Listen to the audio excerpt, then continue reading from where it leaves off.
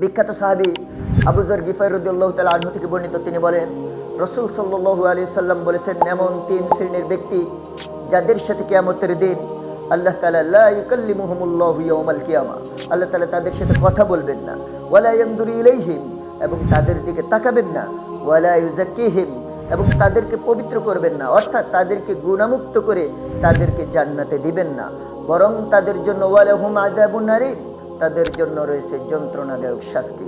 তাহলে এই তিন ব্যক্তি কারা? তাদের এক নম্বর হলেন আল মুসবিল, যারা টাকনুর নিচে ঝুলিয়ে কাপড় পরে অহংকার বশত। মা আসফালা মিনাল কাবাইনি মিনাল ইজারি ফিন্নার, টাকনুর নিচে যে অংশটা থাকবে, কারো কাপড় যদি টাকনুর নিচে থাকে তাহলে তার ওই অংশটা জাহান্নামে জ্বলবে। উদ্দেশ্য কি অংশ? উদ্দেশ্য ওই অংশ না, বরং ভয়াবহতা বোঝার উদ্দেশ্য আপনাকেও জাহান্নামে দিতে পারে। নম্বর 2 ওয়াল মান্নান, দান সদকা করে যারা খোটা দেয়, দান সদকা করে যারা খোটা দিবে তাদের ব্যাপারে আল্লাহ রাসূল বলেন যে আল্লাহ তাআলা তাদের সাথে কথা বলবেন না, তাদের দিকে তাকাবেন না, এবং তাদেরকে গুনাহমুক্ত করবেন না।